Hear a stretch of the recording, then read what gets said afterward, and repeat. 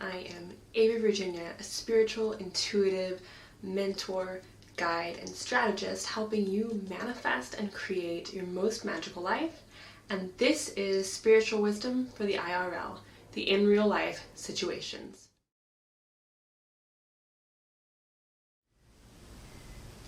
Today's topic on Spiritual Wisdom for the IRL is money.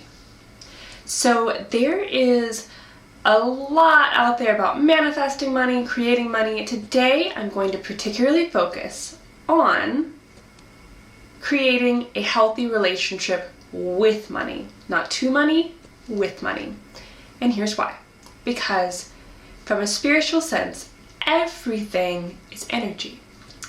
And in that energy is so many different ways of relating and experiencing it. So when I talk about money, I'm not talking about the dollar amount that you have or the currency of your choice. I'm not talking about the number that exists in the world, which is ever expanding, and we'll talk more about that later.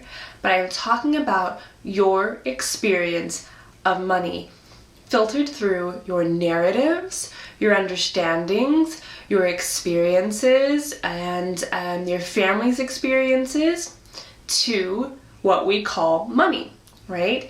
And money as an energy is not one set thing. People are experiencing what we call money or finances or prosperity or abundance or all these things in so many different ways. So when I'm talking about money, I am talking about your personal experience to the energetic currency that allows you to purchase, to live, and to feel free. Now, that is different for everybody, and that relationship is going to be vastly different, like every human relationship is vastly different depending on who's interacting. So today we want to work on upgrading your relationship with money, seeing it almost as an entity in and of itself. And here's why. Because when we personify, or doesn't have to be a person really, but when we allow something to have an entity-like quality, so meaning it's a being, it's a spiritual being in its own way, we're going to change the way we relate to it. We're going to change how we approach it and how we interact it, and we're also going to see ourselves deeply reflected.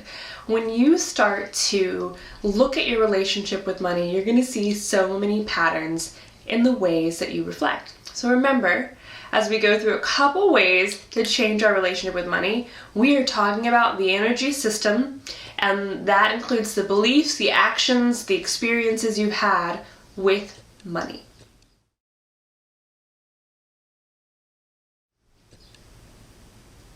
So the first way I want to talk about to change your relationship with money is spend time with it, right? So in any other relationship dynamic, you would not expect to have no time, energy spent on something and expect it to be good, right? But also, you would not expect, if you obsess about it and spend all your time and energy on it, that it would also not be very good, right? If we are in obsession and clenching and we can't let it go, right? So spending time with money is about spending quality time and also about letting it go when we need to, right? It is about a healthy amount of time spent. So the first thing, how do you spend time with money, with this new entity of money that you have? First thing is, look at your patterns, right? I mentioned this a little bit before, but I want you to start looking at the ways that you think about money on a regular basis, the ways that you engage with it, the ways that you receive it. So this can be, do I receive my money through a set income? Do I receive money through an allowance? Do I receive money through making my own income? It's constantly changing and growing. Any other ways that you're receiving money? Do I receive a lot of bonuses and free things? Now don't forget, money is not just cash, right? It is not just the number. It could be, do people buy me things? Do people pay for things? That is all ways that we receive resources in which we title money in this scenario, or money we don't have to spend, right? Because at the end of the day, money is just energetic exchange. It is a set understanding and the way that we exchange it for the things that we want. We don't want the money, we want the things we can get with it, right? Or the experience we can have with it, or the freedom and the peace we can have with it. So spending time with it is looking at all of your patterns. So this means, now don't get overwhelmed, just start with a few things, but also look at what was your family's narrative around money. Have you thought about that? Have you changed anything about it? Did you just adopt it? Did you adopt it without knowing it, right? So was money difficult to come by? Was your family stressed? Did you hear a lot of talk about money? Did nobody talk about money? Did everyone feel really joyful and generous? Look at those things and see how they might be showing up in your world. Another thing is look at your accounts, wherever they may be. Look at your paychecks, look at your income, and look at your budget. And if you don't have one, look at getting into one, right? And I won't tell you how to budget, not for this video. And it doesn't mean even that you are limiting your spending in the way that we think of a budget. It's look at where your money goes, right? How it comes in, how it goes out.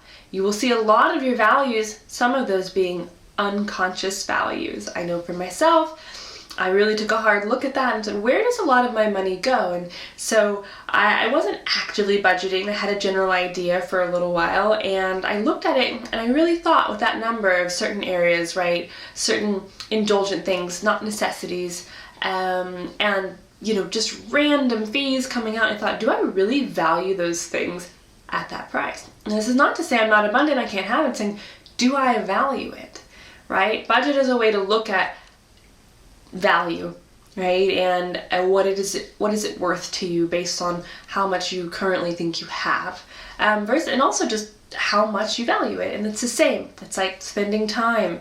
Was that quality time? Was that quality experience with someone? You don't want to just hang out with somebody all day and not pay attention to them, right? Excess.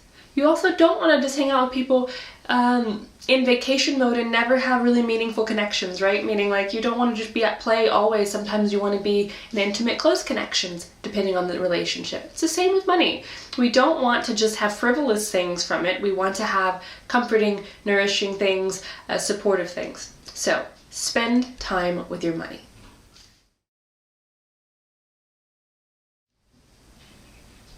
The next thing I want to talk about is making money a spiritual practice. So, a lot of people associate money with greed, with taking, with this lusty physical reality, and it's separate from our spiritual world. Now, a lot of people are working on that already. This is not a new concept that money can be spiritual, but I want to reiterate that in my own way because it's definitely something that a lot of people still struggle with. What if money, as an energy, is inherently spiritual? But the ways that we've seen people experience it, and whether that be through the greed, right, that's not the only option. That is their belief system and not money as a whole. That is their belief system playing out. So, for example, if we look out at the world and we see how, the CEOs of certain companies are making so much more money and their employees are barely getting by, right? That isn't necessarily the complete wholesome desire of money creating that. That is the feeling of lack, the feeling of not having enough and needing to take from other places that is creating that, right? So we don't need to focus on that because that's probably not you if you're on this video, and if it is, right, there's other options.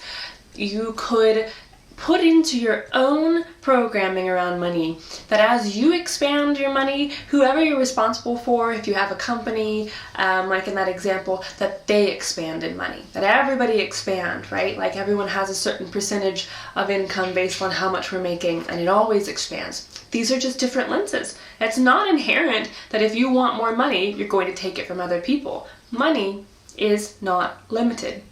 I know people think that it is, but it is really not backed by resources at this point in time. Even this very hard concept we're calling money.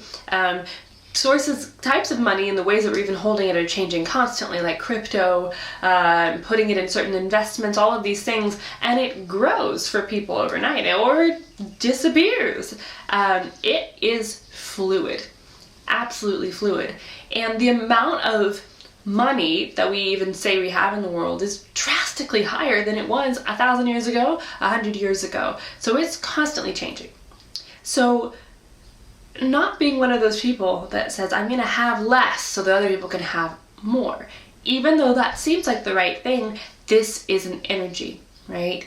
You would not throw back your husband to the other fish in the sea if he was a great man and you loved him, so that someone else could have him, right? And maybe you would, and if so, let's talk about that, okay? But most people wouldn't. They'd say, well, that's just mine, and that was for me, and that your relationship to money and how much you allow in and how much goodness you allow in from it is for you. Now, when we talk about manifesting money in a spiritual way, we're not just talking about increasing the dollars. That is great. I'm not anti that, right? But many people increase the dollars and it goes out just as much and just as not as joyfully, right? They don't have as much intention in it. So making money spiritual is also about intentional use of money in ways that bring you value and that support the values of your life. Right? Now, don't take values so seriously. You can value getting your nails done. You can value the indulgences you value, okay? But we're talking about making it something that really does have meaning to your life beyond just the necessities. And this is also when we're in a place that we can do beyond the necessities. But as we're creating and relating to money, we want to think about what we really value and how we want to feel. So on a deeper level, if you're using spirituality to connect to money, let's say in a meditation, I would invite you to intend to experience the highest frequency, right? When we say frequency, we mean kind of the energetic radio station you're on. Because when we tune into money, we often filter it through our beliefs, and we have the similar emotions that we always feel. So what we're looking for is asking for, how else could this feel? Could money feel like spiritual love? Could money feel like ease and joy and abundance? Could it feel really wholesome? Could it feel really pure? And the answer is yes, it can. I've experienced it. I've seen other people experience it. So change the emotional currency of money, right? And change what moves through you when you interact with money to have a spiritual relationship with it. Do not assume having a spiritual relationship with money means you have to be a pure do-gooder, right? It does not. It means you are looking at the highest frequency. You are looking for the soul in money, the spirit in it, right? In your experience of it. Because in that, what you're looking for is the most soulful version of you engaging with that energy. Right? And it will be reflected back at you. And you're feeling into what we're deciding is an entity. And you may not agree that it is. It doesn't need to be. We're creating it in that way to become in a deeper relationship, to create more of a meaningful dynamic with it so that it's not cold and dry and something that we avoid, right? Or something that we worry and obsess about. This is utilizing money for your spiritual practice. Another way that that will show up is in how you interact with money. It's a lot to do with how you value yourself and how you see yourself and the unconscious programming. So if you're on the path to expanding in your spiritual practice, unconscious programming is something you want to become aware of, something you want to shift, because it is merely an autopilot. It is just happening based on your previous experiences, and it's not truly in the present moment. It is the past experience filtering your present moment. So when you're looking at money, if past beliefs are engaging with that, you're not in the truest potential of that experience in that moment. We rarely are, so don't feel bad, but why not strive to tune into a deeper aspect of this current we call money?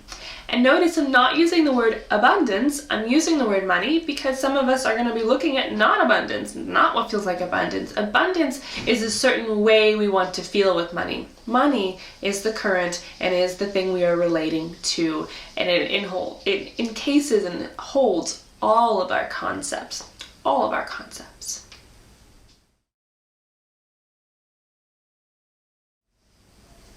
So, if after all this you still feel very stuck in understanding where maybe some of your patterns live, I would encourage you to look at your other dynamics, right? Your patterns in relationships, how you relate to people, how you relate to friends, how you relate to your body. Because often there is crossover. Now, there are definitely people who have amazing relationships to their partners, their families, and really be limited in money. They don't always have a crossover, but they often do. And so if you are an overgiver in a relationship, you're probably an overgiver with money, or you have a lot of fear around money because you have some sense of lack because you have given all your energy and time away. Now, if you are someone who doesn't feel that they are very valuable in other settings, you don't feel very confident in work, you're not going to probably command a lot of money because you don't necessarily feel that maybe you're worth it. And these are things you can change. These are just stories in your head. They're just programs in your life, and you want to change those. Why not? This is not necessarily about becoming a millionaire, but it could be for you, right? But it is about saying, I want to experience money with joy, with ease, with safety. And I'm going to bring up safety because sometimes when we're manifesting, we think about the big, exciting number, but we don't think about that which nourishes our soul, which makes us feel grounded, which makes us feel rooted, which makes us feel calm. We want to start there. We want to get a sense of certainty and trust in money and in the flow in our lives so that we don't feel that we're constantly running and chasing. From that place, right, then let it be exciting, then let it be joyful. It doesn't need to be risky to be exciting and joyful. So look at your patterns in other areas. Look at how you behave in other areas. For example, still a money area, but it was seemed indirect.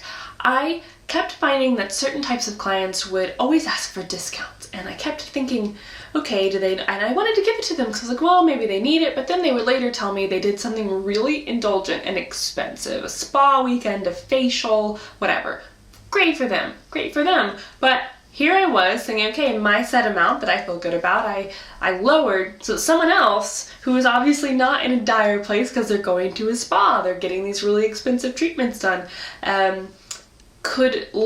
they would spend that money on that. And I thought, okay, why does this pattern keep coming up, right? Obviously, maybe I need to advocate, I just need to say no, but why is this so frequency, and why do I immediately want to give in? And I looked at how I interacted with my own money, and I definitely put more money towards indulgences, towards luxuries, towards short-term pleasure than I did towards long-term stability and investing in the things that mattered, like, you know, savings at the time, or investing, or towards things that just kind of were more boring, right? But really useful, really nourishing and safe. And so I realized, like, well, I am being reflected that I don't invest in me and I spend more on luxury, so people are showing me that. This is the gift they give me, right?